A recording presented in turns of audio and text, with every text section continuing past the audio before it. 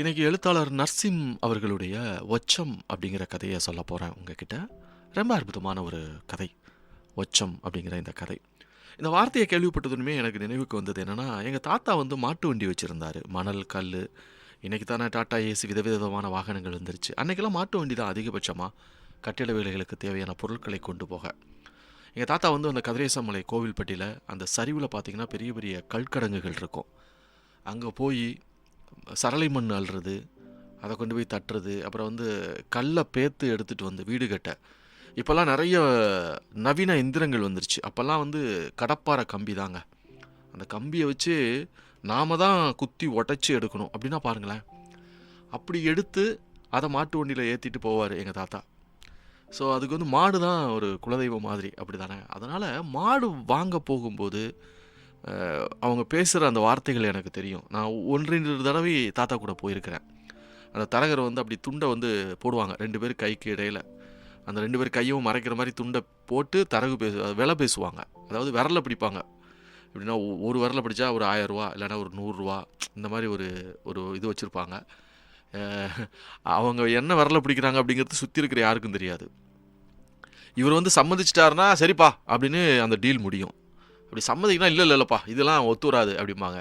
இது நமக்கு வினோதமாக இருக்கும். என்னென்னா எதுக்கு இவர் ஒத்து வராதுன்னு சொல்கிறாரு அப்படின்னு. என்னென்னா அது வந்து அந்த துண்டுக்குள்ளே அந்த வேலைகள் நடந்துக்கிட்டு இருக்கும். ரேட்டு ஃபிக்ஸ் பண்ணுறது வந்து அந்த விரல்களால் தொட்டு இது வராதுப்பா, இதுக்கு ஒத்து வராதுப்பா அப்படிம்பாங்க. அது ஆச்சரியமாக இருக்கும். அப்படி வந்து அவங்க அந்த மாடு வாங்கும்போது நடக்கிற அந்த உரையாடலில் அடிக்கடி பயன்படுத்துகிற வார்த்தை வந்து ஒச்சம். மாட்டுக்கு எதுவும் ஒச்சம் இருக்காப்பா அப்படின்னு கவனிப்பாங்க. அப்புறம் அந்த மாட்டோட தோலில் இருக்கக்கூடிய சுழிகளை வந்து கவனிப்பாங்க. இப்படி சுழி இருந்தால் அந்த காலை இப்படி இருக்கும், இப்படி இருக்கும் அப்படின்லாம் வந்து அந்த அனுபவம். வருஷ கணக்க மாட்டோடு இருப்பவர்கள் இல்லையா, அதில் குறிப்பாக வந்து அந்த ஒச்சம் பார்க்குறது தான் வந்து ரொம்ப குறிப்பாக பார்ப்பாங்க. அது காளை மாடு மட்டும் இல்லை, பசுமாடு வாங்கினாலும் ஒச்சம் இருக்கான்னு பார்ப்பாங்க. ஏன்னா அப்படி ஒரு குறைபாடோடு இருந்தால் அது நல்லா இருக்காது அப்படின்னு. அதனால் அந்த குறைபாடோடு அப்படிங்கிற வார்த்தைக்காகத்தான் இந்த ஒச்சம்ங்கிறது வந்து நம்முடைய யதார்த்தமான வார்த்தையாக இருந்துச்சு. மக்கள் பயன்படுத்தக்கூடிய ஒரு சொல்லாடலாக அது இருந்தது. நிறைய விஷயங்களை சொல்லுவாங்க. ஒச்சத்தை வந்து நிறைய பயன்படுத்துவாங்க. அப்படி தானே. உறுப்புகள் அங்ககீனம் பட்டு இருந்தால், உறுப்புகள் இல்லாமல் இருந்தால் அப்படி தானே. ஸோ அதை வந்து ஒச்சம் அப்படின்னு கூட சொல்லுவாங்க. அப்படி ஒரு வார்த்தையை வந்து இந்த கதைக்கு தலைப்பாக வச்சுருக்கிறாரு. ரொம்ப அற்புதமான தலைப்பு இந்த கதைக்கு வந்து. இந்த கதை வந்து எங்கே நடக்குது அப்படின்னா ஹைதராபாத்தில் நடக்குது. இந்த கதையினுடைய நாயகன் வந்து மதுரையிலிருந்து ஹைதராபாத்தில் வேலை கிடச்சிருக்கு. முதல் முறையாக மதுரையை விட்டு ஹைதராபாத்துக்கு போகிறாரு. அப்படி ஹைதராபாத்துக்கு போகும்போது அவர் கூட ரகு அப்படின்னு ஒரு நண்பனை அழைச்சிட்டு போகிறாரு. இந்த கதையை நான் வாசித்து முடித்த பிறகு ரகு மாதிரி நண்பர்கள் கிடைக்கிறதுலாம் வந்து வரோம் வாழ்க்கையிலங்க. அப்படி தான். ஆனால் இருக்கிறாங்க வெள்ளந்தியான மனிதர்கள். எந்த விதத்திலும் எதிலும் வந்து அவங்க பேதங்கள் பார்ப்பதே இல்லை. நிறைய விஷயங்கள்லாம் இருக்கு இல்லையா. இங்கே மனுஷனாலே அப்படி தான். முதல்ல நம்ம ஆளுங்களா அப்படிங்கிற ஒரு புத்தி போகும். நம்ம ஜாதியா, நம்ம இதா அப்படி இப்படியே தான் போவாங்க. ஆனால் இதையெல்லாம் கடந்து எந்த பேதமும் பார்க்காத மனிதர்கள், அதான் வெள்ளந்தியான மனசு, குழந்த மாதிரி இருப்பாங்க. அப்படிப்பட்ட நண்பர்கள் கிடைக்கிறது வரம். செம்ம சுவாரஸ்யமான ஒரு கேரக்டர் அந்த ரகுங்கிற கேரக்டர். அந்த கேரக்டர் தான் அந்த கதையில் ஓங்கி ஒரு இடத்துல ஒரு அடி அடிக்கும் பாருங்க. அப்பா மிரண்டுட்டேன். இந்த கதையை இப்படி நான் வேறு மாதிரி ஒரு எதிர்பார்ப்போடு ட்ராவல் பண்ணுறேன் அந்த கதையில். அந்த ரகு வந்து ஒரு அடி அடிப்பாப்பில் கதையில். அச்சோ வாய்ப்பே இல்லைங்க அது. அப்படிப்பட்ட ஒரு கதை. அதனால தான் சொன்னேன் ரகு மாதிரி நண்பர்கள். சில சமயங்களில் அவங்க வந்து நமக்கு பல ஆபத்துகளையும் எப்படி உருவாக்கி விட்டு போயிடுவாங்க. இப்படி இந்த வடிவேல் வந்து இந்த சீட்டு விளாண்டுக்கிட்டு இருப்பாங்கல்ல, இவர் போயிட்டு என்னப்பா அதான் ஜோக்கர் சேர்ந்துச்சு இன்னும் கையில் காடை வச்சுக்கிட்டு இருக்க, என்னப்பா நீ சீட்டு விளாட்ற எந்தி அப்படின்னு சொல்லிட்டு ஜெயிச்சவனை அப்படி தானே அவன் ஜெயிச்சா போகிறான்யா அப்படிங்கிற மாதிரி அந்த ஆட்டத்தை வந்து குழப்பி விட்டுட்டு வடிவேல் அடி வாங்குவார்ல. அந்த மாதிரி சில தருணங்கள்லாம் நம்ம நண்பர்கள் நம்மளை கோர்த்து விட்டு போகிறதும் உண்டு. அது ஒரு விஷயம் அப்படி தானே. ஆனால் இதில் ரகு ரொம்ப அற்புதமான ஒரு கேரக்டர். ஸோ இந்த கதை இப்படி ஆரம்பிக்குது. ஹைதராபாத் போயிட்டாங்க. இப்போ வந்து தங்குவதற்கு வந்து அறை அல்லது ஒரு வீடு தேடுறாங்க. தங்கணும் இல்லையா, அதுக்காக. அப்படி தேடும்போது அப்படி போகும்போது வந்து ஒரு ஆள் இருக்கிறாரு, ஒரு பெரியவர். அவர்கிட்ட விசாரிக்கலாம் அப்படிங்கிற மாதிரி வந்து அந்த பெரியவரை பார்த்து ரகு தான் ஆரம்பிக்கிறாப்புல. இங்கே தமிழ் ஆளுங்க இருக்கிற ஏரியா எதுங்க அப்படின்னு கேட்குறாப்புல ஒரு கேள்வியை. இங்கே தமிழ் ஆளுங்க இருக்கிற ஏரியா எதுங்க அப்படின்னு. சரி வந்து இது தப்பு இல்லை. நம்ம எங்கே போனாலுமே வந்து நம்ம அப்படி தான், அப்படி ஒரு வசதியை எதிர்பார்ப்போம். அது வந்து ஹைதராபாத்து மொழி பிரச்சனை இருக்கும். அப்படி தானே. உணவுகளில் சில வேறுபாடுகள் இருக்கும். ஸோ தமிழர்கள் இருக்கக்கூடிய பகுதினா பிரச்சனை இல்லை. அப்படி தானே. அங்கே தமிழ் பேசுவாங்க. நம்ம தமிழ் ஆட்கள் சாப்பிடக்கூடிய சாப்பாடுகள் கிடைக்கும் அப்படி தானே. அதனால இப்படி ஒரு கேள்வியை வந்து ரகு கேட்குறாப்புல, இங்கே தமிழ் ஆளுங்க இருக்கிற ஏரியா எதுங்க அப்படின்னு. இப்படி கேட்கும்போதே வந்து நம்ம நாயகன் வந்து ரகுவடே அப்படி கேட்காதாடா அப்படிங்கிறாரு. அப்படி கேட்காத, இங்கே தமிழ் ஆளுங்க எங்கே இருக்காங்கிறத கேட்காத அப்படின்னு சொல்கிறாப்புல. ஏன்னா நாம் ஏன் வந்து நம்மளை வித்தியாசப்படுத்தி காட்டணும், இல்லைனா நம்மளை நாம் ஏன் அடையாளப்படுத்தணும், நாங்கள் தமிழங்கன்னு ஏன் சொல்லணும், அது எதுக்கு ஒரு தேவையில்லாத பிரச்சனை தானே, அப்படி தானே. அதனால் இவர் வேணாங்காரு. ஆனால் ரகு கேட்டு முடிச்சிட்டாப்புல, இங்கே தமிழ் ஆளுங்க இருக்கிற ஏரியா எதுங்க அப்படின்னு. ஒன்றுமே அந்த சம்மந்தப்பட்ட நபர் இருக்கார்ல, ஏத்தாப்பில் இருக்கிறவர் அப்படி மேலும் கீழும் பார்க்குறாரு. ஓஹோ, நீ தமிழ் ஆளா அப்படிங்கிற மாதிரி பார்க்குறாரு. அப்படி பார்க்கும்போது அச்சச்சோ இவன் கேட்க வேணான்னு சொன்னோம், கேட்டுட்டோமே, இதனால் எதுவும் பிரச்சனையோ அப்படின்னு பயந்து ஒரு அடி இப்படி பின்னால் வந்து ரகு வந்து நம்ம நாயகன் நிற்கிற இடத்துக்கு வந்து நேராக நிற்கிறாரு. அப்படி பயந்து ஐயோ கேட்டோமோ அப்படிங்கிற மாதிரி வந்து ஊருக்கு வந்த இந்த ஒரு வாரத்தில் அந்த ஹைதராபாத்தில் வந்து அந்த ஈரானிய டீன்னு இருக்கும், அட்டகாசமாக இருக்கும் அந்த டீ வந்து.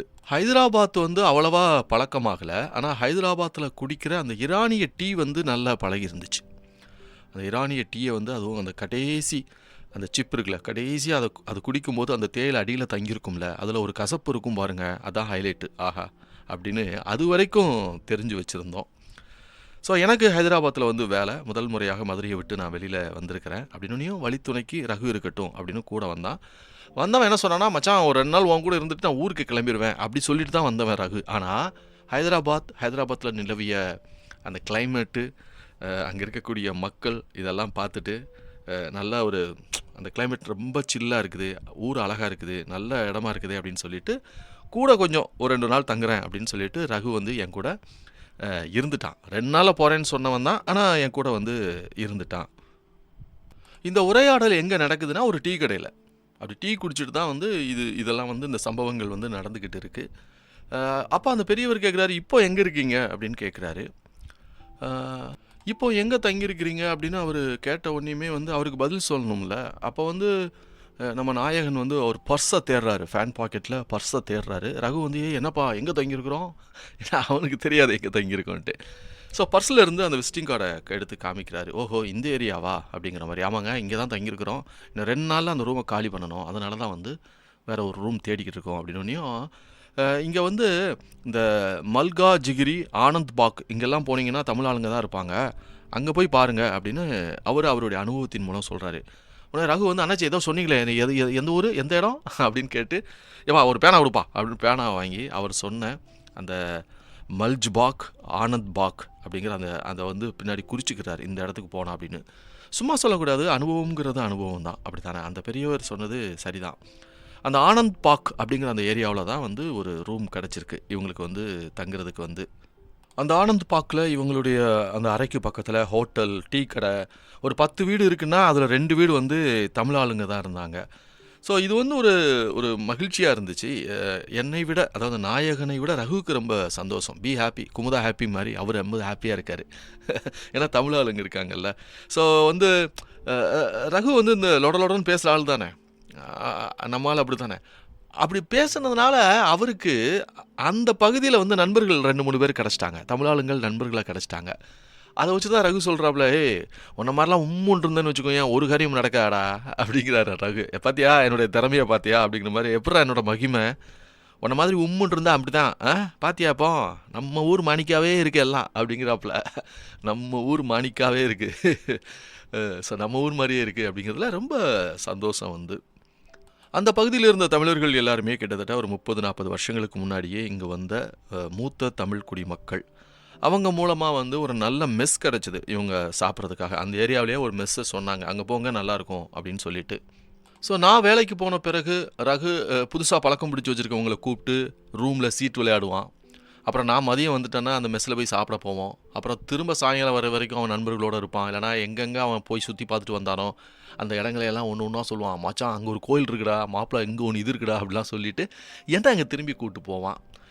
அப்புறம் மறுபடியும் இரவு நேரத்தில் அந்த மெஸ்ஸில் வந்து சாப்பிட்டுட்டு வருவது வழக்கம். இப்படியே வந்து அந்த நாட்கள் போய்கிட்டு இருக்குது. ஸோ சாப்பிட்றதுக்காக அவங்களுக்கு கிடைச்ச அந்த இந்த மெஸ் அனுபவங்களே வந்து அதை தனியாக எழுதலாம். அப்படி இருந்திருக்கு, எல்லாருக்குமே வந்து ஒரு மெஸ் அனுபவங்கிறது இருந்திருக்கு. இல்லைனா அப்படி ஒரு மெஸ்ஸில் சாப்பிடணும் அப்படிங்கிற ஆசை இருந்திருக்கு. நான்லாம் இந்த பல கதைகளை வாசிக்கும்போது இல்லைனா யூடியூப்பில் வந்து அந்த உணவு சார்ந்த இடங்களை காமிச்சு பேசும்போது பார்க்கும்போதெல்லாம் அங்கெல்லாம் போய் சாப்பிடணுமையா அப்படின்னு ஆசைப்படுறது உண்டு. இது ஒரு அலாதியான ஒரு அனுபவம். அதுவும் வந்து இந்த கொரோனா காலகட்டத்தில் வந்து ஒரு ஒரு 6-7 மாதம் வந்து நான் பைக்கில் தான் வந்துக்கிட்டு இருந்தேன். கோவில்பட்டியிலேருந்து திருநெல்வேலி வரைக்கும் பைக்கில் தான் ட்ராவல் பண்ணுவேன். அப்படி பண்ணும்போது எனக்கு சங்கர் நகரை தாண்டும்போது பார்த்தீங்கன்னா, சங்கர் நகரில் ஒரு பெரிய பாலம் இருக்கும். அந்த பாலத்துக்கு கீழ வந்து திரும்பும்போது பார்த்தீங்கன்னா, ஒரு மெஸ் இருக்கும். மெஸ்ஸுன்னா வந்து பெருசா போர்டு எதுவுமே இருக்காது. ஒரு சின்ன அட்டையில வந்து டிஃபன் ரெடி அப்படின்னு எழுதி தொங்க விட்டுருப்பாங்க. அது ரொம்ப சின்ன வீடு. ரொம்ப குறுகலான வீடு. உயரமான வீடும் கிடையாது. ரொம்ப தாழ்வா இருக்கும். குனிஞ்சு தான் அப்படி அந்த வாசலுக்குள்ள போகணும். எனக்கு அந்த அமைப்பே வந்து ரொம்ப பிடிச்சு போயிருந்துச்சு. அதுவும் வாசல்ல ஒரு பாட்டி உட்காந்துருக்கும் சேர் போட்டு. அத பார்க்கும்போது வந்து ரொம்ப பாரம்பரியமா இருக்கும் போல, இங்க போய் சாப்பிடணும் அப்படின்னு ஆசை. நெறைய நாள் ஆசை இருந்தது. ஒரு நாள் போகும்போது அப்படி பைக்க நிப்பாட்டிட்டு, அப்படி மாஸ்க்கோட உள்ள போகும்போது, "இல்ல தம்பி என்ன வேணும் சொல்லு, வெளியிலேயே நில்லு நான் கட்டி தரேன்" அப்படின்னு சொல்லுச்சு. ஒரு 4 இட்லியும், வடையும் குடுங்கன்னு வாங்கிட்டு போனேன். ரொம்ப சுவையா இருந்துச்சு. இத ஏன் சொல்றேன்னா, அந்த மெஸ் கிட்டத்தட்ட இந்த கதையில வர்ற மெஸ்ஸும் அப்படிதான். மெஸ்ஸுன்னு அ பேருக்கு கூட சொல்ற மாதிரிலாம் அங்க எதுவுமே இல்ல. நான் சொன்ன மாரி வந்து நேம் போர்டு, கடையோட பெயர் பலகை இல்ல. ஒரு வீடு, அந்த வீட்டு வாசல்ல 2 டேபிள் போட்டிருக்கிறாங்க. ஒரு 4 மடக்கு சேர் கிடைக்குது. அவ்வளோதான். வீட்டுக்குள்ளேயே சமைச்சு சுட சுட எடுத்துட்டு வந்து வெளியில சாப்பிட உட்காந்துறவங்களுக்கு வந்து பரிமாறுறாங்க. பரிமாறுறது யார் அப்படின்னா, நர்சிங் பேரிளம் பெண் அப்படின்னு எழுதுறாரு. ஒரு வயசான பெண்மணி. அந்த அம்மா தான். அது அது அதுதான் வீட்டுக்குள்ள போகும். நீங்க ஆர்டர் குடுத்துட்டீங்கன்னா 2 தோசை, 4 இட்லி, வடை என்ன சொன்னீங்களோ வீட்டுக்குள்ள போகும். அந்த வயசான அம்மா தட்டுல வச்சு எடுத்துட்டு வந்து உங்களுக்கு வந்து பரிமாறும். பெருசா ஒண்ணும் கிடையாது. ஒரு 10 பேர் சாப்பிட்டாலே பெரிய விஷயம் அந்த கடையில. அப்படிப்பட்ட கடையில நாங்க 2 பேரும் வந்து இந்த 2 நாளா ரெகுலர் கஸ்டமரா இருக்கிறோம் அப்படிங்கிற மாரி நம்ம நாயகனும் நெனைக்கிறாப்புல. ஆனா சுவை இருக்குல்ல, ருசி அடிச்சுக்கவே முடியாது அப்படின்னு அ நல்லா ரசிச்சு எழுதுறாங்க. நான் பொதுவாவே வந்து மதுரைக்காரர்கள் வந்து அந்த சாப்பாடு டேஸ்ட்ட சொல்லவே வேணாம் உங்களுக்கு. அப்படிதானே விடிய விடிய மதுரையில நீங்க எங்க போனாலும் சாப்பிடலாம். நர்சிங் மதுரைக்காரர். அதனால அத அழகா எழுதுறாரு. ருசினா ருசி. அ ரகு வந்து சொல்றாப்ல, "நம்ம ஊர்ல சட்னி தானே வெரைட்டியா வப்பாங்க. இங்க தோசையே வந்து ஏகப்பட்ட வகைகள் இருக்குதே!" அப்படின்னு ஆச்சரியப்படுறார் ரகு. பொடி தோசை, பெசரட்டு, ஊத்தாப்பம் அப்படின்னு அப்பப்பப்பா! என்ன ஒரு வெரைட்டி அப்படின்னு ரகு வந்து வியந்து போறாப்ல. அப்படி அப்படி அப்படி அப்படி சாப்பிடும்போது தான் வந்து அந்த ருசி வந்து ரகு வந்து சொல்றாப்ல, "சமைக்கிற ஆள பார்க்கணுமாப்ல. இந்த கிழவி விடமாட்றாளே!" அப்படின்னு. ஒரு குறுகுறுப்பு இருக்கும். அப்படிதானே? 2 நாளா சாப்பிட வரோம். அந்த கிழவி தான் வந்து எடுத்துட்டு வந்து பரிமாறுறா. உள்ளுக்குள்ள தான் யாரோ சமைக்கிறாங்க. டேஸ்ட் அவ்வளோ ஒரு நல்லா இருக்கு. அப்ப அந்த சமைக்கிற ஆள பார்க்கணுமாப்ல அப்படின்னு வந்து ரகுவுக்கு வந்து ரொம்ப ஆசையா இருக்குது. ஸோ அந்த வயசான பெண்மணி உள்ள போயி, இவங்க சொன்ன தோசையோ, ஊத்தாப்பமோ எடுத்துட்டு வரும். அப்படி வரும்போது உள்ள வந்து மிக்ஸிலாம் ஓடும். மிக்ஸி ஓடும்போது இந்த வயசான பொம்பள தலையில அதுக்கு தானே அடிச்சுக்கிட்டு பேசும். அம் அ இப்படி தோசை சாப்பிடும்போது வந்துட்டு ரகு சொல்றாப்ல, "மாப்ள சும்மா சொல்லக்கூடாது. எங்க அம்மாலாம் என்ன தோசைன்னு சொல்லி இத்தன வருஷமா ஏமாத்திருக்கு பாத்தியா?" அப்படிங்கிறாரு. அந்த தோசை வந்து அவ்வளோ டேஸ்ட்டா இருக்கு. "மாப்ள இந்த எங்க அம்மாலாம் என்ன எப்படி ஏமாத்திருக்கா பாத்தியா? தோசைன்னு சொல்லிட்டு." சும்மா அந்த இம்புட்டுக்கோண்டி மாவ எடுத்து தோசைக்கல்ல 2 இழுப்பு இழுத்துட்டு ஓட்டையும் ஒடசலமா ஊத்தி குடுத்தா. இதுதான் தோசைன்னு சொல்லி. இங்க வந்து பார்த்தா தானே தெரியுது மாப்ள. தோசைன்னா என்ன? உலகம்னா என்ன? அப்படிங்கிறாரு ரகு. சான்ஸே இல்ல. இங்க வந்து பார்த்தா தானே தெரியுது. தோசைன்னா என்ன? உலகம்னா என்னன்னு. ஸோ இவரு சாப்பாட்ட பத்தி இப்படி வியந்து பேசும்போது, நம்ம நாயகன் வந்து, "டேய் நீ எப்படா பெரிய ஆளாவ? ஏன்டா இப்படி சின்ன பிள்ளைத்தனமா இருக்கிற?" அப்படின்னு கேட்போம்ல. அத இவரு இப்படி கேட்கிறாரு. "டேய் நீ எப்படா பெரிய ஆளாவ? சும்மா நொய் நொய்ன்னுகிட்டு இருக்க. சாப்பிட்றா" அப்படிங்கிறாரு. உடனே வந்து, "ஆமா, ஆமா, ஆமா, ஆமா. நான் வந்து சின்ன பிள்ளையா தான்ப்பா இருக்கேன். ஏன்னா உனக்கு வேலை கிடைச்சிருச்சு. பெரிய வெண்ண ஆயிட்டீங்க." அதாவது ஒரு ஒரு சின்ன தாழ்வு மனப்பான்மை இருக்கும். அப்படித்தானே நம்ம கூடயே சேர்ந்து சுத்தின பையன். ஆனா அவன் வேலை கிடைச்சு ஹைதராபாத்துக்கு வந்துட்டான். நம்ம வேலை இல்லாம இருக்கிறோமோ அப்படிங்கும்போது வந்து, "ஆமா, ஆமா, ஆமாமா. நீங்க உங்களுக்கு வேலை கிடைச்சிருச்சு. சார் பெரிய வெண்ணெய் ஆயிட்டீங்கல்ல." அப்படிங்கிற இங்க பாரு நான் மட்டும் உன் கூட வரலன்னு வச்சுக்கோ. அவ்வளோதாண்டி நீயி. ஏன்னா நான் வரப்போய் தான் உனக்கு நல்லா விசாரிச்சு தமிழ் ஆட்கள் இருக்கிற இடமா பார்த்து ரூம பிடிச்சு குடுத்துருக்கிறேன். நான் இருக்க போய் தான் இவ்வளவு டேஸ்ட்டா சாப்பிடக்கூடிய ஒரு மெஸ்ஸ கண்டுபிடிச்சு குடுத்துருக்கிறேன். நான் இல்லேன்னு வச்சுக்கோயேன், நீ சம்பாதிக்கிற காசையெல்லாம் வந்து கண்ட கண்ட ஹோட்டல்ல குடுத்து, உன்னோட உடம்ப கெடுத்து எப்படியும் ஒரு 2, 3 மாசத்துல நாக்கு செத்து போய் ஊருக்கு தன்னால வந்து சேர்ந்துருவ அப்படிங்கிறாரு. ஸோ நான் உன் கூட துணைக்கு இருக்க போய் தான் இதெல்லாம் உனக்கு கிடைச்சிருக்கு அப்படின்னு அப்படி நக்கலா சொல்றாரு. இப்போ இந்த கதையினுடைய நாயகன் ஆமாம் அது அது சரிதானே, ரகு இல்லைன்னா இதெல்லாம் கிடச்சிருக்காது அப்படிங்கிறத இவரும் புரிஞ்சுக்கிறாரு. புரிஞ்சுக்கிட்டு அமைதியாயிடுறாரு. சரிதான், அவன் சொல்கிறது சரிதான், அவன் இல்லைன்னா இதெல்லாம் கிடச்சிருக்காது அப்படின்னு சொல்லிட்டு அப்படி அமைதியாகிட்டு ரகுவை பார்த்து, சரிப்பா நீ சொல்கிறதான் சரி, சர்ரா உன் பேச்சே பேசு கேட்போம் அப்படிங்கிறாப்புல. அப்படி வா வலிக்கு அப்படிங்கிறாரு ரகு. வந்துட்டு நல்லா பார்த்தியா அந்த மிஸ்ஸில் காலண்டரு போட்டா எல்லாம் தமிழ் தான்டா அப்படிங்கிறாரு. ரகு வந்து அந்த ஹோட்டலை அவ்வளவு நுட்பமாக கவனிக்கிறாரு. நல்லா பார்த்தியா அந்த ஹோட்டலை, காலண்டரில் ஃபோட்டோ எல்லாமே தமிழ் தான்டா அப்படிங்கிறாப்புல. நம்ம நாயகன் வந்து, டேய் நான் பார்க்கலடா, நீ எப்படா இதெல்லாம் கவனிச்ச அப்படின்னு கேட்குறாரு. நான் வந்து சாப்பிட போனோமா சாப்பிட்டோமா வந்தோமான்னு இருக்கிறேன், நீ எப்படா இதெல்லாம் கவனிச்ச, அந்த வீட்டுக்குள்ளே வந்து தமிழ் காலண்டர் இருக்குது, ஃபோட்டோலாம் தமிழ் ஆளுங்க அப்படின்னு எப்படா கண்டுபிடிச்ச அப்படின்னு கேட்குறாரு. சொல்கிறாரு, நீ எங்கடா பார்ப்ப, தோசையை போட எடுத்து சட்னியில் முக்கி அடிக்க, இப்படித்தானே இருந்த, சாப்பிடும்போது நிமிந்தெல்லாம் பார்க்கணும்டா, தப்பு கிடையாது அப்படிங்கிறாரு. சாப்பிடும்போது நிமிந்தெல்லாம் பார்க்கணும்டா, தப்பு கிடையாது அப்படிங்கிறாரு. உள்ள சமையல் வேலை யாரோ ஜாரியாக தான் மாப்பிள்ள இருக்கணும் அப்படிங்கிறாரு. ஜாரி மீன் வந்து இதுதான் ஃபிகர், அப்படி தான், அதுதான் வந்து அந்த மதுரையோட ஸ்லாங் அப்படின்னு நான் நினைக்கிறேன், ஜாரி அப்படிங்கிறது. உள்ள சமைக்கிறது கண்டிப்பாக ஜாரியாக தான் மாப்பிள்ள இருக்கணும் அப்படிங்கிறாப்புல.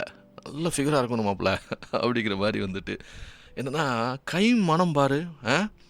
ஆமாம், நாளைக்கு என்னத்தையாச்சும் சொல்லி எப்படியாச்சும் வீட்டுக்குள்ளே எட்டி பார்த்துடணும் அப்படிங்கிறாப்புல ரகு. ஏன்னா உள்ளே வந்து சமைக்கிறது கண்டிப்பாக ஒரு அழகான இளம்பெண்ணாக இருக்கணும். நாளைக்கு எதையாச்சும் காரணத்தை சொல்லி உள்ளே எட்டி அந்த பிள்ளையை பார்த்துடணும் அப்படிங்கிறாப்புல. ரகு வந்து இவ்வளவு இன்வால்வ் ஆகி பேசுகிறத பார்த்தோன்னே நம்ம நாயகன் எப்படியும் இவன் போகிற போக்க பார்த்தா அந்த உள்ள சமைக்கிற பொண்ணை தான் கல்யாணம் பண்ணிவிட்டு ஊருக்கு கூப்பிட்டு போவான் அப்படின்னு கற்பனை பண்ணி இவரே வந்து சிரிச்சுக்கிறாரு. இப்படி அவரை இப்படி ஃபீல் பண்ணி தனக்கு தானே சிரிக்கிறார். இப்படி இவன் எப்படியும் போகும்போது அந்த பிள்ளையை தான் கல்யாணம் பண்ணி மதுரையை கூப்பிட்டு போவான்ல அப்படின்னு சிரிக்கும்போது, என்னடா மாடு மாதிரி வாயை காட்டுற அப்படிங்கிறாப்புல. அதெல்லாம் ஒன்றும் இல்லை மாப்பிள்ள வா அப்படின்னு சொல்கிறாங்க ரெண்டு பேரும். ஸோ நைட்டு டிஃபனுக்காக ரெண்டு பேரும் மறுபடியும் சாப்பிட போகிறாங்க. சாப்பிட போனால், இன்றைக்கி என்ன பாட்டி தோசையா அப்படின்னு ரகு கேட்குறாப்புல. இன்றைக்கி என்ன பாட்டி தோசையா அப்படின்னு. ஆமாம் தோசை தான் அப்படிங்கிற மாதிரி அந்த பாட்டி வந்து கோபத்தில், அது ஏதோ சம்திங் ஒரு பதட்டத்திலே ஒரு கோபத்திலே இருக்குது அந்த பாட்டி. அந்த தட்டை கொண்டு வந்து டங்குன்னு வைக்குது, இந்தா தோசை தான் அப்படின்னு. ரகு வந்து என்ன பண்ணுறாருன்னா, அந்த வரிசையாக அடுக்கியிருக்கிற தோசையில் நடுவில் இருந்து ஒரு தோசை எடுக்கிறாரு. அது ஏன் அப்படின்னா வந்து மேலே இருக்கிற தோசையிலையும் தூசி இருக்கும், கீழே அடியில் லாஸ்ட்டாக இருக்க தோசையிலையும் தூசி இருக்கும், நடுவில் இருக்கிற தோசையில் தூசி இருக்காது அப்படின்னு நம்மளுடைய அந்த இது கண்டுபிடிப்பு அது. ஸோ நடுவில் இருந்து அந்த தோசையை வந்து உருவி அதை எடுக்கிறாரு. அந்த சமயத்தில் கரெக்டாக சட்னிக்கு மிக்ஸி உள்ளே ஓட ஆரம்பிக்குது.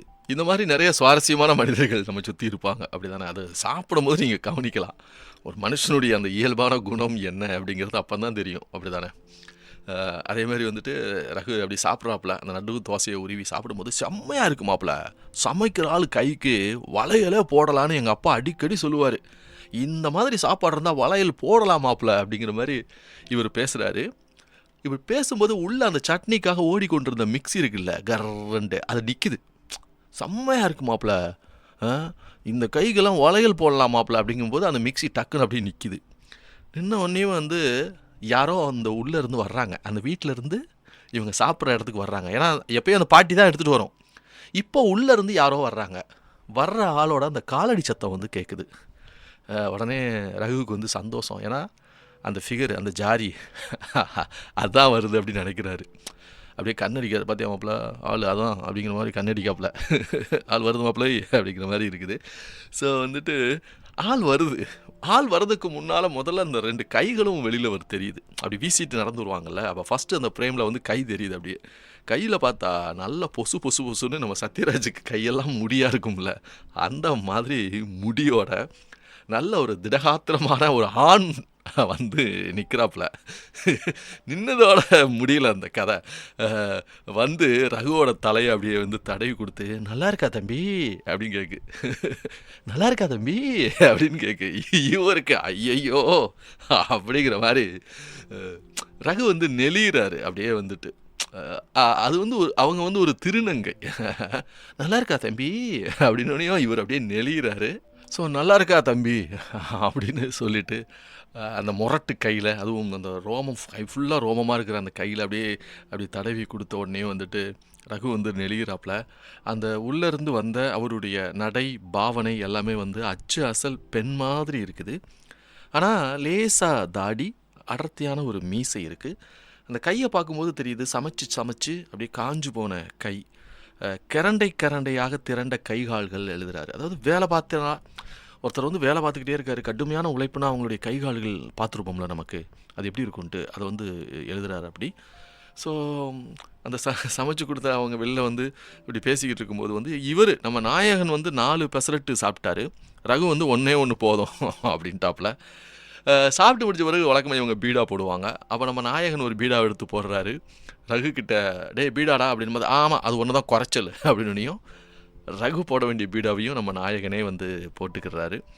ஸோ சாப்பிட்டுட்டு அந்த இரவு திரும்பி வரும்போது வந்து ரகு சொல்கிறாப்புல, மாப்பிள்ள நம்ம 2ஆவது நாள் சாப்பிட போகும்போதே அந்த வினோத் பைய ஒரு மாதிரி சிரிச்சான்டா, அந்த மெஸ்ஸுக்காக சாப்பிட போகிறீங்க அப்படிங்கிற மாதிரி இருந்துச்சு அது அப்படின்னு சொல்கிறாப்புல. ஸோ இந்த பேசிக்கிட்டே ரூமுக்கு வர்றாங்க. மறுநாள் ஆஃபீஸுக்கு போட வேண்டிய ட்ரெஸ், அந்த ஃபேன் ஷர்ட் எல்லாத்தையும் வந்து நம்ம நாயகன் எடுத்து வச்சுக்கிட்டு இருக்காப்புல. அப்படி எடுத்து வைக்கும்போது ரகு ஆரம்பிக்கிறாப்புல, இல்லை மாப்பிள்ள போதும், இந்த வாரம் அப்படியே ஊர் பக்கம் போகலான்னு நினைக்க மாப்பிள்ள, இனிமே நீ அப்படி ஒப்பேத்தி அப்படியே கரையேறிட மாட்ட, நான் எதுக்கு அப்படிங்கிறாப்புல. எப்படி இனிமே நான் ஊருக்கு போகலான்னு நினைக்கிறேன் மாப்பிள்ள, இனிமேல் நீ எல்லாத்தையும் சமாளிச்சுக்கிற மாட்டியா அப்படிங்கிற மாதிரி சொல்கிறாப்புல. அப்போ வந்து நம்ம நாயகன் நினச்சிக்கிறாரு, அதாவது இவன் கற்பனை பண்ணது என்ன அப்படின்னா வந்து ஒரு அழகான பெண் நிச்சயமாக அந்த மெஸ்ஸில் இருந்திருக்கணும், அந்த பொண்ணை காதலிச்சு கல்யாணம் பண்ணணும்னு நினச்சிருக்கணும். பட் இது தலைகீழாக மாறி போச்சு இல்லை, அதனால் வந்து ஏமாத்தம், அதனால தான் வந்து ஊருக்கு போகிறான் அப்படின்னு நம்ம நாயகன் நினச்சிக்கிறாரு. ஸோ இது நடந்த ஒரு சனிக்கிழமை, இந்த 2 நாள் கழித்து ஒரு சனிக்கிழமை மதியம் சாப்பிட வந்து நம்ம நாயகன் அவருடைய அறைக்கு வரும்போது பார்த்தா ரூமில் இருந்து பயங்கரமான சிரிப்பு, பேச்சு சத்தம் கேட்குது. நல்லா காமெடியாக பேசி அந்த மகிழ்ச்சியில் ஒரு உச்சத்தில் இருப்பாங்கல்ல, அந்த மாதிரியான காமெடி தான் வந்து தன்னை மறந்து சிரிப்பது இருக்குல்ல, அதுதான் உண்மையான சிரிப்பு. அப்படி ஒரு சிரிப்பு சத்தம் வந்து கேட்குது அந்த ரூமில் இருந்து. இவர் படியில் ஏறி போகும்போது யார்கிட்ட பேசிக்கிட்டு இருக்கான் இவன், இப்படி சிரித்து சிரித்து பேசிக்கிட்டு இருக்கானே அப்படின்னு அந்த ரூமை திறந்து பார்த்தா ரகுக்கு எதிர்த்தாப்புல அந்த மெஸ்ஸில் சமைச்ச அந்த திருநங்கை அவர் உட்காந்துருக்கிறாரு. 2 பேரும் சிரித்து சிரித்து பேசிக்கிட்டு இருக்காங்க, காமெடியாக பல விஷயங்களை ஷேர் பண்ணிவிட்டு. நாயகன் வந்து நிற்கிறத வந்து ரகு பார்த்துட்டாப்புல, ரூமுக்குள்ளே அப்படி வர்றத பார்த்துட்டு நெசமாவா சொல்கிறீங்க அப்படியா அப்படின்னு சொல்லிட்டு சிரிக்கிறாங்க. சிலர் நம்ம கேட்பேன், ஏய் சொல்லிட்டு சிரிங்கப்பா நாங்களும் கூட சேர்ந்து சிரிப்போம்ல அப்படின்னு நம்ம கேட்போம் தெரியுமா. அவங்க சிரிக்கிற விதத்தை பார்த்தே சொல்லிட்டு சிரியா நானும் சிரிப்போம்ல அப்படின்னு கேட்போம்ல, அந்த மாதிரி இருக்குது அந்த இடம். டே இவர் கூட ஒரே கூத்தா இருக்குடா, செம்ம மனுஷன் ஆளு, பாவண்டா அந்த அம்மா அந்த வயசான பொம்பளை இருக்குல்ல மெஸ்ஸில், இவரை அடிமை மாழிக்கு வச்சிருக்குடா அப்படின்னு அறிமுகப்படுத்துகிறாரு ரகு வந்து. மாப்பிள்ள இந்த ஆள் செம்ம ஆள் மாப்பிள்ள, அந்த அம்மா தான் இவரை அடிமை மாதிரி வச்சிருக்கு மாப்பிள்ள அப்படிங்கிறாரு. அப்படி சொல்லிட்டு 2 பேரும் மறுபடியும் சிரிக்க ஆரம்பிக்கிறாங்க. என்னாச்சு இவனுக்கு, நேற்று நெளிஞ்சா இன்றைக்கி இப்படி மாறி போயிட்டானே அப்படின்னு ஒரு சிந்தனையோடு அப்படியே ரூமுக்குள்ளே போயிட்டு அப்படியே ட்ரெஸ்ஸை மாற்றிட்டு வர்றாரு. அப்படி நாயகன் ட்ரெஸ்ஸை மாற்றிட்டு அப்படி வர்றதை பார்த்தோன்னே வந்து அவர் அந்த திருநங்கை மாதிரி இருக்கிறவர் சொல்கிறாரு, டீ தானே அப்படின்னு கேட்குறாரு. எப்படி ஒரு புரிதல், அதெல்லாம் நீ சாப்பிட்டு முடிச்சப்பறம் டீ குடிப்பீங்களே அந்த மாதிரி மெஸ்ஸில், அதே மாதிரி வந்து டீ தானே அப்படின்னு கேட்குறாரு. ரகு இருந்துட்டு உடனே தலைவா போடு தலைவா, சும்மா நச்சுன்னு ஒரு டீயை போடு தலைவா அப்படிங்கிறாரு. இவங்க சொன்ன உடனே வந்து அவர் அந்த திருநங்கை துள்ளி குதித்து எந்திரிச்சு போகிறாரு. நமக்கு பிடிச்ச வேலைகளை செய்யும்போது தான் வந்து, அதுவும் பிடிச்சவங்களுக்காக செய்யும்போது ஒரு அர்ப்பணிப்பு இருக்கும் பாருங்கள், அதை வந்து ஒரே ஒரு வார்த்தையில் அப்படி காமிக்கிறாரு. அப்படி துள்ளி குதித்து எந்திரிச்சு ஓடுறாரு அவர் அப்படின்னு சொல்லிட்டு அப்படின்னு வந்து டீ போட போகிறாரு. அப்படி கிச்சனில் உள்ளே போன வேகத்தில் திரும்பி வர்றாப்புல, ஏன்னா அங்கே உள்ளே ஒன்றுமே கிடையாது.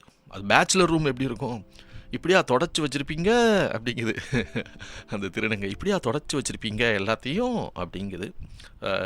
அந்த அந்த ஒரு இது இருக்குல்ல, ஒரு மேனரிசம் இருக்கும்ல, அந்த திருநங்கைகளுக்கான ஒரு மேனரிசத்தில் கையை வந்து ஒரு கையை அப்படி கீழே மடித்து வச்சு ஒரு கையை கன்னத்தில் வச்சுக்கிட்டு இப்படியா தொடச்சி வச்சுருப்பீங்க அப்படிங்குது அந்த திருநங்கை வந்து.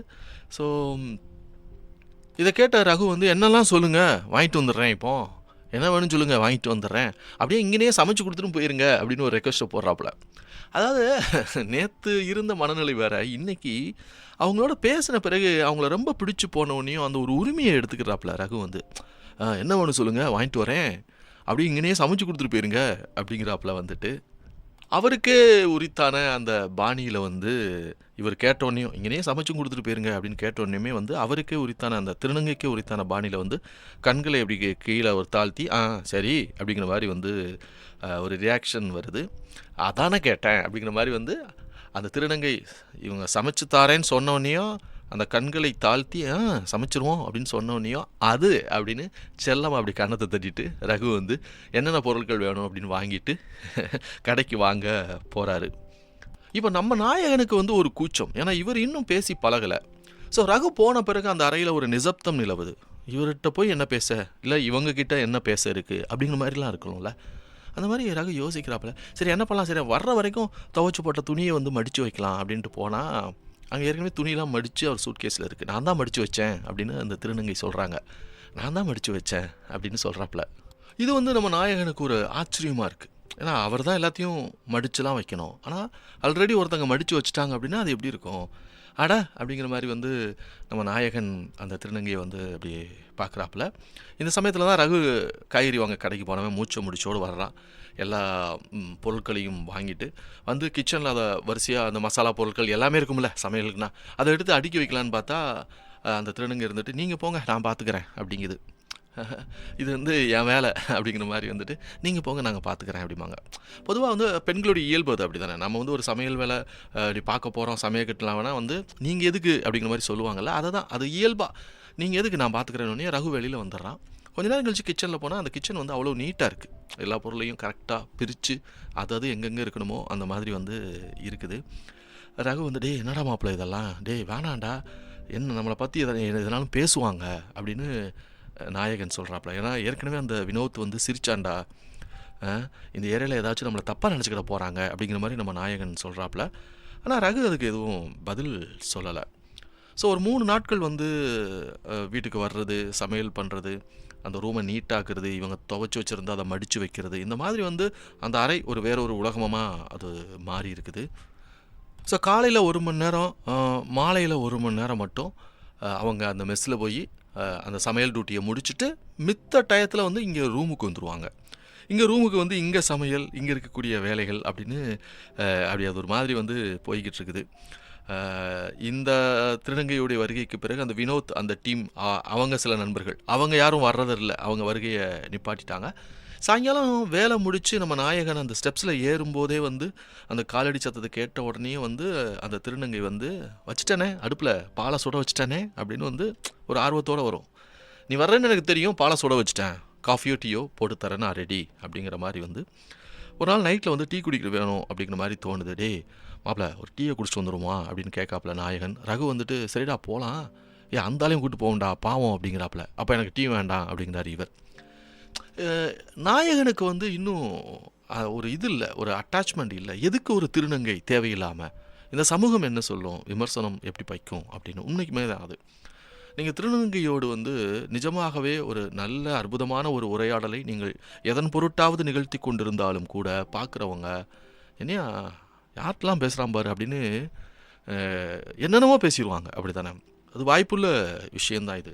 நான் ஒரு வரி படித்தேன், அதுதான் நினைவுக்கு வருது. அதாவது ஒரு பெண் கடவுளை பார்த்து ஒரு பாலியல் குற்றச்சாட்டு, இந்த கடவுள் என்னை பாலியல் ரீதியாக துன்பப்படுத்தி விட்டார் அப்படின்னு சொன்னால் யார் சொன்னா? கடவுள் சொன்னார்.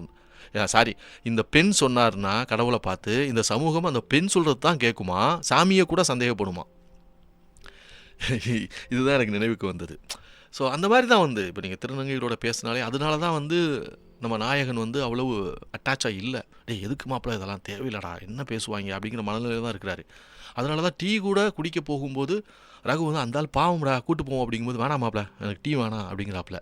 அது ஒரு ஞாயிற்றுக்கிழமை. ஸோ லீவு அப்படிங்கிறதுனால நல்லா தூங்குவாங்க இல்லையா, காலைல 9 மணி வரைக்கும் நல்லா தூங்கிட்டேன் அப்படிங்கிறாரு நம்ம நாயகன். அப்படி தூங்கி எந்திரிச்சு பார்த்தா வந்துட்டு பக்கத்தில் ரகு படுத்து தூங்கிக்கிட்டு இருக்கான், அவன் எந்திக்கலை. அப்படியே பால்கனிக்கு போகிறாரு. பால்கனியில் போய் அப்படியே சோம்பல் அப்படி முறிக்கிறாரு, உடம்பு அப்படி முறுக்கி அப்படி சோம்பல் முறிப்போம் இல்லையா, அப்பா அப்படின்னு அப்படி ஒரு சவுண்டை கொடுக்கும்போது கீழேருந்து கைதட்டல். அந்த கைதட்டலே வித்தியாசமாக இருக்கும். வரட்டுமா மேலே அப்படிங்கிற மாதிரி அந்த கைதட்டல் கேட்குது. வரட்டுமா மேலே அப்படின்னு சொல்லிட்டு அது அவங்க மேலே வந்துடுறாங்க. ஆனால் கீழே காய்கறி வண்டியில் எதிர்த்தாப்புல காய்கறி வாங்கிட்டு இருந்த ஒரு பக்கத்து வீட்டு பொம்பளை வந்து ஒரு மாதிரியாக பார்க்க இவங்களை, இவர் மேலே போகிறத வந்து அந்தம்மா ஒரு மாதிரியாக பார்க்க, உடனே இவர் விசுக்குன்னு தலையை பால்கனிலேருந்து உள்ளே இழுத்துக்கிறாரு நம்ம. ஸோ அந்த திருநங்கை அதையெல்லாம் கண்டுக்கல. அவ பார்த்தா என்ன, இவ பார்த்தா நமக்கு என்ன அப்படிங்கிற மாதிரி வந்து அவங்க வந்து அந்த கைலியை வந்து லேசாக அப்படி தூக்கி பிடிச்சிக்கிட்டு, இந்த பெண்கள் வந்து நைட்டி போட்டிருந்தாங்கன்னா நைட்டி அப்படி தூக்கி பிடிச்சிட்டு லேசாக அப்படி நடந்து வருவாங்கள்ல, தட்டிடக்கூடாது படியில் ஏறும்போது அப்படின்னு, அந்த மாதிரி அவர் வந்து கைலியை அப்படி தூக்கி பிடிச்சிட்டு ரொம்ப நளினமாக அப்படி பெண் அப்படி அசைஞ்சு வர்ற மாதிரி வர்றாரு. அந்த நாயகன் பார்க்குறாரு, பார்த்தா கையில் பால் பாக்கெட் இருக்குது. அப்படியே பால் பாக்கெட்டோட வந்துட்டு காஃபியா டீயா அப்படின்னு கேட்குறாப்புல. காஃபியா டீயா அப்படின்னு கேட்குறாப்புல. ஆனால் இவர் நம்ம நாயகன் வந்து காஃபி தான் அப்படிங்கிறாரு. அதான் தெரியுமே அப்படின்னு சிரிச்சுக்கிட்டே அந்த திருநங்கை உள்ளே போகிறாங்க. அப்படி உள்ளே போகும்போதே வந்து அதான் தெரியுமே அப்படின்னு அந்த கிச்சனுக்குள்ளே போகும்போதே, ஆனால் ரகு சாருக்கு டீ தான் பிடிக்கும் தெரியுமா அப்படிங்குது. சான்ஸே இல்லை. அப்படின்னா இது நகைச்சுவைக்காக சொல்லலை, எந்த அளவிற்கு அவர்கள் மன அளவில் நெருக்கமாக இருக்கிறார்கள். ஒரு மனுஷனை வந்து எவ்வளோ பிடிக்கும் இருந்தால் அவனுக்கு என்னெல்லாம் பிடிக்கும் நம்ம தெரிஞ்சு வச்சுருப்போம். அதை தான் அந்த திருநங்கை ரொம்ப அழகாக சொல்கிறாங்க. அதான் தெரியுமே உங்களுக்கு காஃபி தானே, ஆனால் ரகு சாருக்கு டீ தான் பிடிக்கும் தெரியுமா அப்படிங்குது. இவர் வந்து கடுப்பில் நம்ம நாயகன் பார்க்குறாரு, கால் மாட்டில் தூங்கிக்கிட்டு இருக்காப்புல ரகு. நாளைக்கு மிதிச்சா இப்படி இருக்கும். ஸோ ஆனால் அப்படி தோணலை. தூங்குற அந்த ரகுவோட முகத்தை பார்க்கும்போது இவருக்கு பாரா தூங்கும்போது கூட அழகாக இருக்கானே அப்படின்னு. ஏன்னா அதுதான் அந்த அந்த வெள்ளந்தித்தனம் தானே. முகம் அப்படித்தானே, உள்ளம் என்பது அதுதான் கண்ணாடி, அதுதான் பிரதிபலிக்கிற மாதிரி அந்த தூங்குறவரை பார்க்கும்போது இவருக்கு ரொம்ப அழகாக இருக்க தூங்குறானே அப்படிங்கிற மாதிரி இருந்துச்சு அது.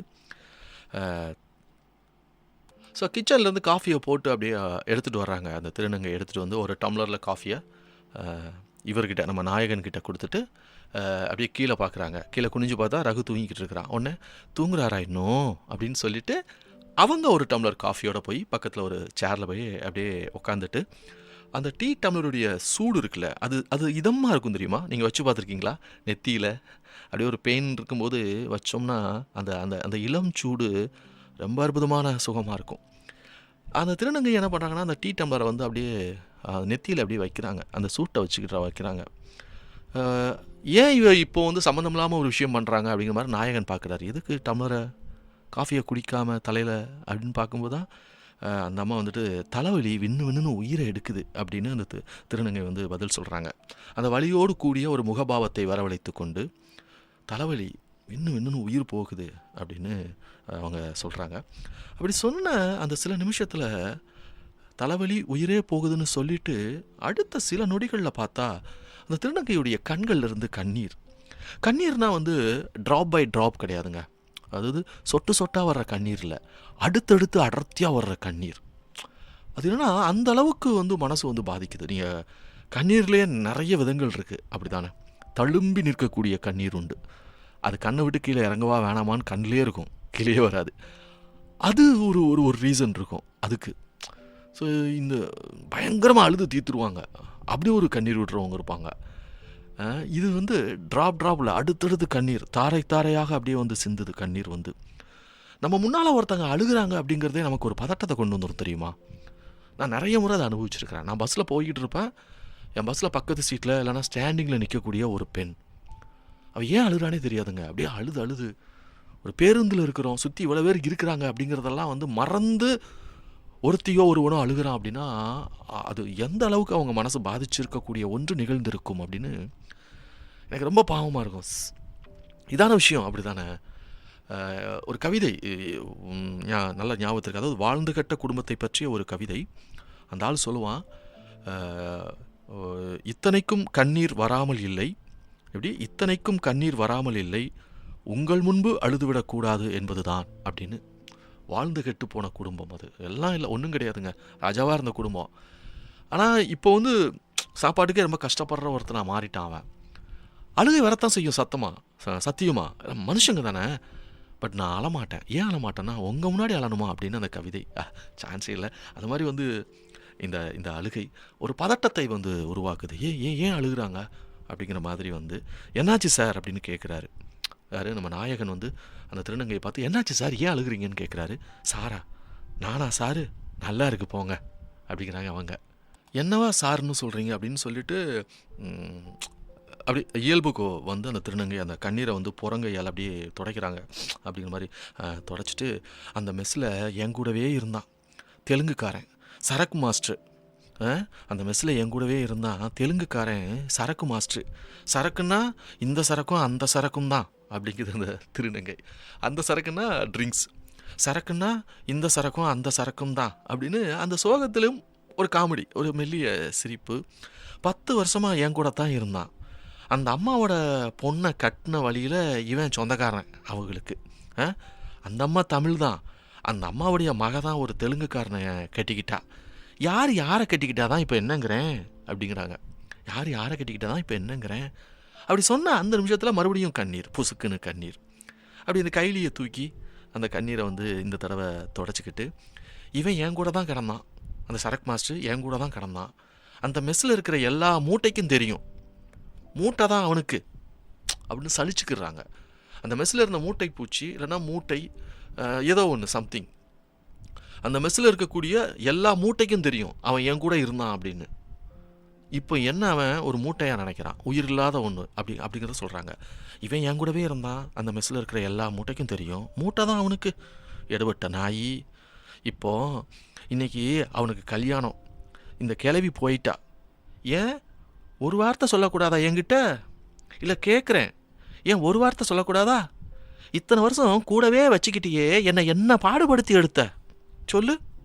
இத்தனை வருஷம் கூடயே வச்சுக்கிட்டியே, என்னை என்ன பாடுபடுத்துனேன் சொல்லு. நான் என்ன தாலியாக கட்ட சொல்ல போகிறேன்? ஒரு வார்த்தை எனக்கு கல்யாணம்னு சொல்லியிருக்க கூடாதா? நானும் மனுஷ பரப்பு தானே, எனக்கும் மனசு இருக்கும்ல. சுத்தமாக எதுவுமே புரியவில்லை அப்படின்னு நாயகன் நினைக்கிறாரு. அந்த அம்மா என்ன சொல்கிறாங்க, ஏன் அழுகிறாங்க அப்படிங்கிறது எனக்கு எதுவுமே புரியல.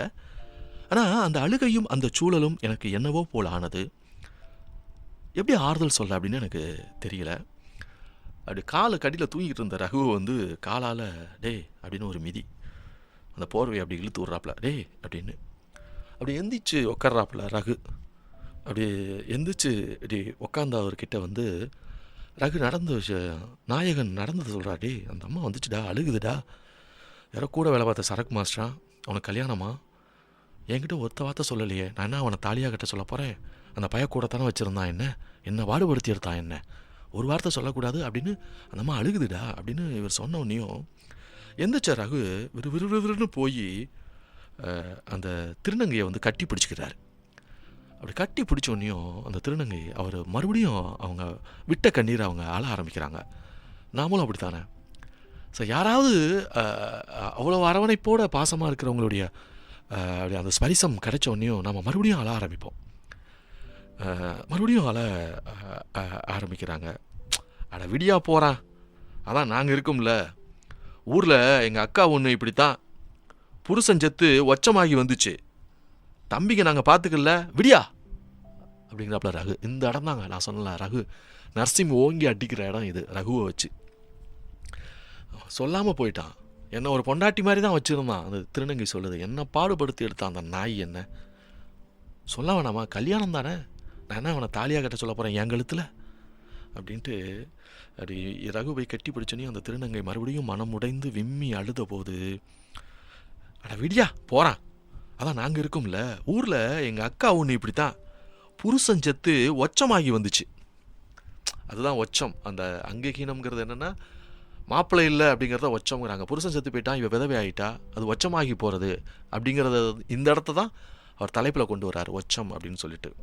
எங்கள் அக்கா ஒன்று இப்படி தான் புருஷன் செத்து ஒச்சமாகி வந்துச்சு, தம்பிங்க நாங்கள் பார்த்துக்கல, விடியா அப்படிங்கிறாப்புல. இது இன்னொரு அர்த்தம் என்ன அப்படின்னா வந்து அந்த திருநங்கை ஒருவேளை அந்த சரக்கு மாஸ்டர் கணவனை நினச்சிருக்கலாம். அப்படி தானே, அவன் போயிட்டான், அவன் செத்து போயிட்டான்னு நினச்சிக்கோங்க, எங்கள் அக்காவை நாங்கள் காப்பாற்றல, ஒன்று அப்படி காப்பாற்றுறோம்யா அப்படிங்கிற மாதிரி வந்து சொல்கிறாப்புல. உடனே அந்த திருநங்கை வந்து கண்களை துடைத்து கொண்டு மூக்கை சிந்தியவர் முகத்தை கழுவி கொண்டு வந்து அப்படி நிற்கிறாங்க. அந்த முகத்தில் அப்படி ஒரு அமைதி. நீங்கள் அழுது முடித்த பிறகு பார்த்தீங்கன்னா அந்த முகத்தில் ஒரு தெளிவு வரும் எப்பயுமே. அந்த மாதிரி வந்துட்டு டீ தானே அப்படின்னு, ஏன்னா இவங்க காஃபி குடிச்சிட்டாங்க, ரகு குடிக்கல, டீ தானே இந்த போட்டு எடுத்துகிட்டு வரேன் அப்படின்ட்டு கிச்சனுக்குள்ளே போகிறாங்க. ஸோ டீ போட்டு எடுத்துகிட்டு வந்து அந்த திருநங்கை ரகுவோட கையில் கொடுக்குறாங்க. இந்த டீ அப்படிங்கிற மாதிரி வந்து கொடுக்குறாங்க. அப்படி கொடுக்கும்போதே வந்து அந்த டீயை ரகு அப்படி வாங்கும்போதே வந்து போகட்டும், தமிழன்னா அவனுக்கு இலக்காரம்தான் அப்படின்னு. ஸோ கோவமாக சொல்லணும் இதை ஆக்சுவலாக. ஆனால் கோவமாக சொல்கிறேன்னு சொல்லிட்டு நினச்சி அந்த திருநங்கை வந்து ரொம்ப நளினமாக தான் சொல்கிறாங்க. அதை போகட்டும், தமிழன்னா அவ்வளோ இலக்காரம்தான் அப்படிங்கிற மாதிரி இல்லை, போகட்டும், தமிழன்னா அவனுக்கு அவ்வளவு இலக்காரம்தான் அப்படின்னு நளினமாக சொல்கிறாங்க. அப்படி சொல்லும்போதே வந்து டீயை ஒரு கையில் வாங்கிட்டு ரகு வந்து அப்படி ஒரு கையில் மறுபடியும் அந்த திருநங்கையை வந்து அப்படியே டே விடு அப்படிங்கிற மாதிரி அப்படியே அணைச்சி அப்படியே ஒரு ஆறுதல் கொடுக்குறாங்க. சண்டே என்ன ஸ்பெஷல் பண்ணட்டும் அப்படின்னு அடுத்த கேள்விக்கு போகிறாங்க அந்த திருநங்கை. விடு அதெல்லாம் முடிஞ்சு போச்சு விடு, இன்றைக்கி சண்டே ஞாயிற்றுக்கிழமை என்ன சமைக்கட்டும், என்ன ஸ்பெஷல் பண்ணட்டும் அப்படின்னோடனையும் நம்ம நாயகன் இருந்துக்கிட்டு ஆமாம் நாயகனை பார்த்து ரகு கேட்குறாப்புல. ஏன்னா இவர் தானே முடிவு பண்ணணும் முதலாளி. டே மச்சான் என்னடா என்ன சமைக்க சொல்லலாம் அப்படிங்கிற மாதிரி கண்ணுட்டு பார்க்குறாப்புல. சொல்லுடா கேட்குறாங்கல்ல அப்படிங்கிற மாதிரி பார்க்குறாப்புல.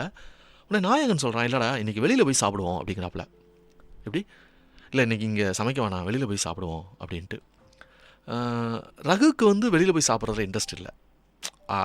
அந்த திருநங்கை கையால் இங்கேயே சமைச்சு இங்கேயே சாப்பிட்றலாம், அதுதான் அவனுடைய விருப்பமாக இருக்குது. ஆனால் இவன் வந்து இல்லைடா வெளில போய் சாப்பிட்லாம் அப்படிங்கிறாப்புல. ஸோ ரகுவுக்கு வந்து அந்த திருநங்கை சமைச்சு இங்கே சாப்பிடணும்னு ஆசை, ஆனால் இவருக்கு வந்து வேணாம் வெளில போய் சாப்பிடுவோம் அப்படிங்கிற ஆசை. இதை புரிஞ்சுக்கிட்டு அந்த திருநங்கையும் கூட சரி நீங்கள் வேணால் வெளில போய் சாப்பிடுங்க, இன்றைக்கி மெஸ் வேறு லீவு, நான் கடை வாசலில் ஏதாச்சும் பார்த்துக்கிறேன் அப்படிங்குது. அப்படி சொல்லும்போது வந்து ரகு வந்து அந்த கடைசி சொட்டு அந்த டீயை வந்து குடிக்கிறாரு. அப்படி குடிச்சிட்டு அப்படி அது ஒரு மாதிரியான இறுக்கமான சூழ்நிலை தானே இருக்கும், அப்படி தான் இருக்குது அது. அப்போ தான் அவன் நாயகன் வந்து டக்குன்னு பதறாரு. எப்படி அந்த திருநங்கை சொன்ன உடனேயும் சரி நீங்கள் வேணால் வெளில போய் சாப்பிடுங்க, மெஸ் வேறு இன்றைக்கி லீவு, நான் வேணால் வெளியில் எங்கேயாச்சும் பார்த்துக்கிறேன் அப்படின்னு ஒன்றுமே பதறி போய் இல்லை இல்லை இல்லை இல்லை நம்ம 3 பேருமே வெளியில் போய் சாப்பிட போகிறோம் அப்படிங்கிறாப்புல நாயகன். எப்படி நம்ம 3 பேருமே சாப்பிட போகிறோம் அப்படின்னையும் ஷாக்காக இருக்குது ரகுவுக்கு வந்து. ரகுவுக்கு பயங்கர அதிர்ச்சியாக இருக்குது. ஏன்னா ஒரு நாள் இரவு டீ குடிக்கணும் போல் இருக்குது அப்படின்னு நாயகன் சொல்லிட்டும் போது ரகு போலாண்டா அப்படிங்கும்போது அந்த ஆளையும் கூட்டிகிட்டு போகும்போது இவன் வேணான்னு சொன்னவன் யார்? நம்ம நாயகன்.